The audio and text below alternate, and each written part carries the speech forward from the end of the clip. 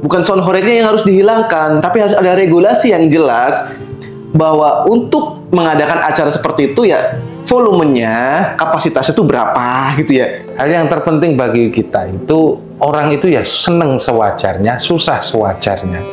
Kalau seneng itu jangan dilebih-lebihkan, kalau susah ya jangan dilebih-lebihkan. Semuanya itu pada porsinya.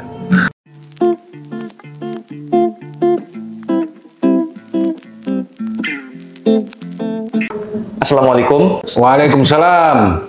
Selamat datang kembali di podcast Ahmad Zulfikar. Biasa aja lah. Ya sudah. Habis kena sound horeg kayaknya. Gemeter. Telinganya tuh, ya Allah. Dem gitu. Masih terngiang-ngiang itu. Padahal itu dampaknya kenanya dengerinnya itu udah lama, tapi dampak itu sampai hari ini. Jadi gini, Dokter. Ada di beberapa daerah yang di sana itu ada budaya, mereka tuh menyebutnya sebagai sound horeg, dan di kampungmu juga ada kayak gitu. Nah, jadi mereka itu ya, mungkin bisa dikatakan bahwa di kampungnya itu ya masih biasa saja kondisi ekonominya ya, kondisi ekonominya masih biasa saja, tetapi ketika mereka bikin acara sound horeg, itu bisa menghabiskan uang ratusan juta. Jadi per rumah itu matokin harus wajib membayar 600.000, 500.000, bahkan sampai jutaan gitu ya. Untuk bikin acara iuran. Iya, iuran sound horeg itu. Nah, maksud saya itu kalau kalian pada itu iurannya kita gunakan untuk membangun jembatan, untuk apa gitu ya, mungkin akan lebih bermanfaat gitu. Nah, tetapi mereka lebih mengedepankan sound horeg yang memang di situ tuh ada kayak misalnya orang pada mabok, terus pada joget-joget, bahkan ya Allah itu berisiknya tuh suaranya udah melebihi kapasitas gitu, Dokter. Nah, maksud saya pengen ngobrol masalah dari sisi sosiologi, dari sisi sosial gitu ya. Terus yang kedua dari hukum agama, karena ada sound horeg yang berisik banget, itu dikasih label halal. Karena banyak ulama yang mengharamkan kan, Dokter. Jadi sama mereka dikasih label halal. Bahkan lagunya lagu Arab gitu, lagu cinta tapi Arab. Pakai peci gitu, Arab gitu. Monggo, Dokter, gimana? Jadi saya kira itu salah kaprah, dan kadang itu penempatan yang tidak pada tempatnya. Ya. Kalau dilihat dari dampaknya, dampak yang kemudian timbul dari sound horeg itu banyak kehancuran, ataukah banyak kerusakan, ataukah banyak manfaat gitu ya? Ada manfaatnya. Menurut kamu gimana? Ya, banyak mudaratnya sih. Kata jelas siapa? Itu. Nyatanya kalau banyak mudaratnya ngapain 600.000 itu disuruh bayar mau? Pertama, kenapa mereka mau? Itu sebagai bentuk solidaritas. Solidaritas saja kan? Solidaritas semu. Solidaritas semu. Dia berpikir ketika dia nggak nyumbang, artinya dia nggak punya solidaritas. Nah, itu. Padahal mereka cuma ikut-ikutan. Itu yang pertama. Kenapa saya bilang buruk? Ya itu masalahnya, ketika kayak gitu itu harus ada kontrol dari masyarakat sebenarnya. Harusnya dari pemerintah desa deh. Enggak, kontrol masyarakat juga bisa. Karena masyarakat, RT, RW, orang-orang tua, masa mereka nggak bisa nuturin anaknya? Sekedar jangan lole, nanti banyak orang kaca pecah kan gitu kan? Ya. Genteng runtuh kan gitu kan? Tapi yang jadi masalah pemerintah desanya juga kayaknya nih dukung gitu. Nah, itu masalahnya, ya kan? Iya. Ya, tapi ditimbang dulu sih madorotnya. Ini benar apa enggak? Merugikan apa enggak? Apa saja sih sebenarnya begini? Kalau sesuatu yang asalnya halal itu bisa menjadi haram, berarti di situ ada madorot. Nah, untuk menimbulkan madorot ini harus benar-benar kemudian fakta yang di lapangan harus madorot, harus merugikan. Nah, contoh, karena sound horeg, kaca pecah kan rugi. Genteng runtuh kan rugi. Ya, gapura dibobol gara-gara apa? sonornya nggak bisa masuk. Nah itu kan merusak fasilitas namanya. Iya, aduh ya ampun. Iya kan? Nah, maksud saya hal yang terpenting bagi kita itu orang itu ya seneng sewajarnya, susah sewajarnya. Kalau seneng itu jangan dilebih-lebihkan, kalau susah ya jangan dilebih-lebihkan. Semuanya itu pada porsinya. Oke. Terkait masalah kemudian dampak sosiologis dari siapa? Son Horeg. Nah, ada yang ngomong halal, ada yang ngomong haram. Kan gitu kan? Halal itu justru karena memang barangnya halal. Son itu kalau biasa saja kan disetel dengan volume bass biasa, ya kan? Ya biasa aja. Nggak kemudian menimbulkan sesuatu yang haram. Ketika kemudian menimbulkan mandorot, nah itu haramnya karena hal lain. Gitu loh. Misalnya begini, orang itu bisa sholat, ya kan? Tapi kalau sholat sama mabuk justru sholatnya haram. Nah, jadi karena hal tersebut muncul sebagai akibat mudorot, maka barangnya diharamkan. Tapi kalau orang nggak melihat dari asalnya, kalau disetel secara wajar, kemudian dengan volume yang biasa-biasa saja, ya seorang akan mengatakan itu halal, gitu loh. Siapapun akan mengatakan itu halal. Jadi nggak harus ada pertentangan kemudian ini halal. Nah itu nggak belajar dari usul fikih. Gitu. Jadi kan nyari duit itu kan gampang, halal, ya kan? Maksudnya kerja itu halal. Lah kalau kerjanya jadi satpam rumah pelacuran gimana coba? Ya halal. Halal. Yang ditungguin rumah pelacuran kok. Gimana Bang? Nah iya, sholat itu kan justru sunnah ya. Wajib. Wajib ya. Tapi kalau sholat sambil mabuk, ya nggak boleh. Nggak boleh kan. Makanya ketika sesuatu bercampur sama yang halal bercampur dengan yang haram, maka yang haram itu pasti menang. Maksudnya hukum haramnya itu yang menang.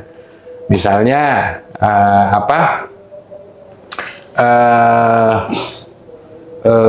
tadi itu nyari duit, ya. Nyari duit kan halal. Ya. Tapi yang di tempat kerjanya itu tempat haram. Ya kan? Nah, tempat haram itulah yang kemudian jadi haram. Jadi haram. Sholat, jual beli. Ya. Jual beli kan halal. Ya. Tapi di saat waktu sholat Jumat, pas lagi sholatnya gitu. Pas lagi sholatnya itu jual beli terus gimana? Iya nggak boleh. Untuk laki-laki kan haram kan? Padahal jual beli halal. Iya iya. Nah, tapi gara-gara kemudian ada jual beli kan nggak jadi sholat Jumat.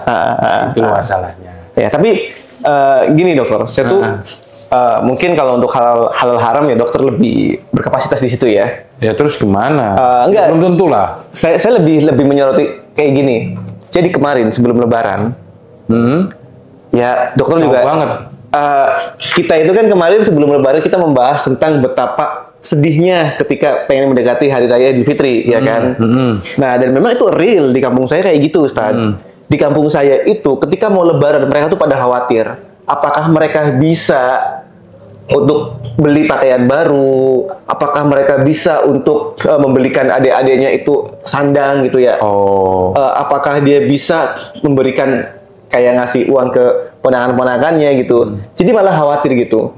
Artinya banyak orang yang keadaannya itu pada saat itu ya, ekonominya itu sangat miris gitu ya. Nah, tetapi yang terjadi adalah di masing-masing blok itu dia bisa mengadakan acara sound kayak gitu ya, dan besar-besaran, dan itu menghabiskan puluhan juta dari masing-masing RT. Masing-masing blok gitu ya. Masing-masing blok untuk nyewa. Iya. Nyewa. Blok A, blok C, blok D itu mereka tuh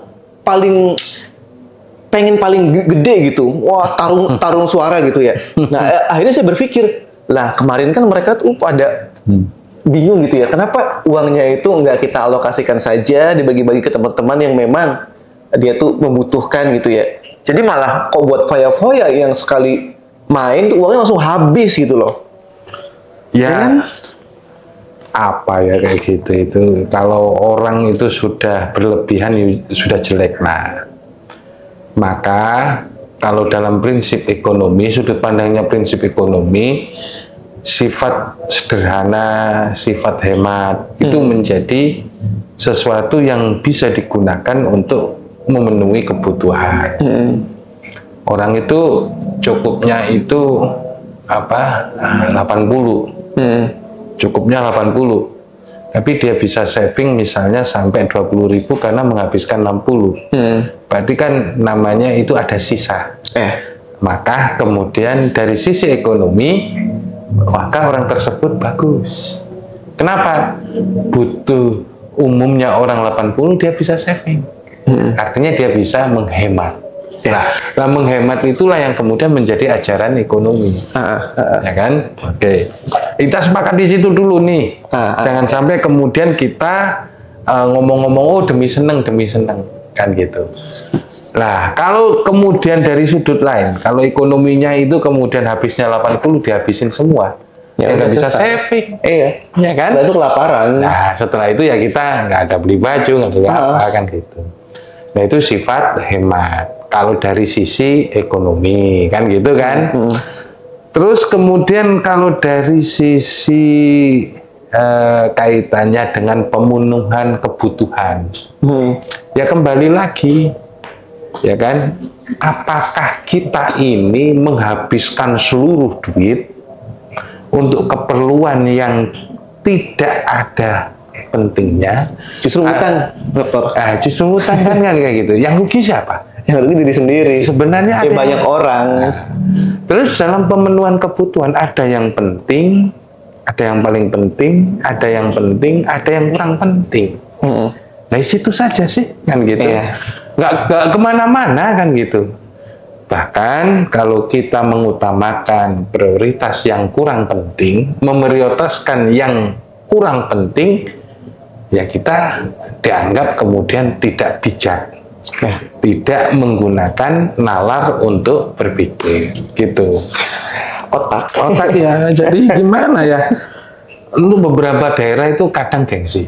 Jadi gini dokter, saya tuh lucunya tuh ya, jadi ada pengusaha sound horeg itu kalau nggak salah ya, dia tuh bilangnya gini, lah kok sound horeg malah diharamkan.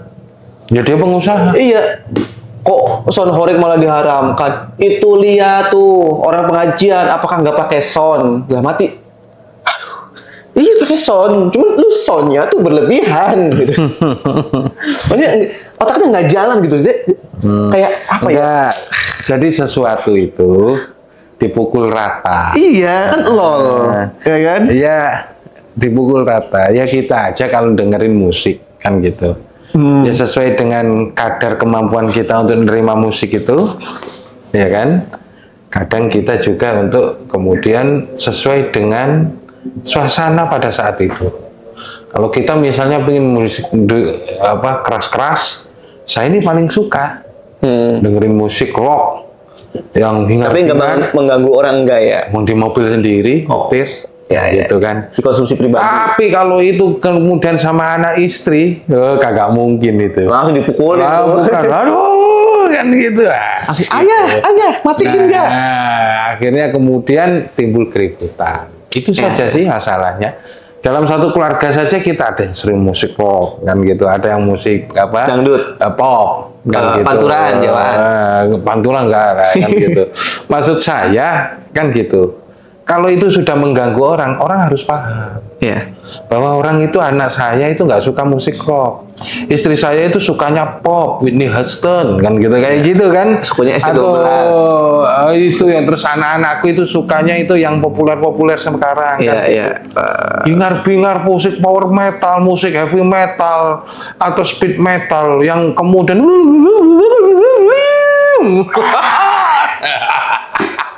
ya. Itu kan bikin kemudian orang apa? Marah. Iya, benar. Jangan kan itu ya, orang kadang karaokean juga di tangga kosan gitu ya. Ya Allah, itu berisik. Aku kemarin juga kemudian apa ya? Ada semacam pulang kampung. Depan rumah saya itu punya anak sekitar umur 12 tahun. Itu kan seneng-senengnya musik ya. Nah, ketika kayak gitu itu, saya itu pas tidur siang. kemudian dengar suara musik dengan sound horeg seperti sound horeg, bukan sound horeg sih perasaan saya. Sound rumahan itu ya. Sound rumahan yang biasanya tapi orang volumenya digedein. Saya bangun kayak gini. Siapa sih yang nempel itu? Terus kemudian aku buka. Mau ngomong keras, kecilin suaranya gitu. Tapi kemudian, aku dulu kayak gitu.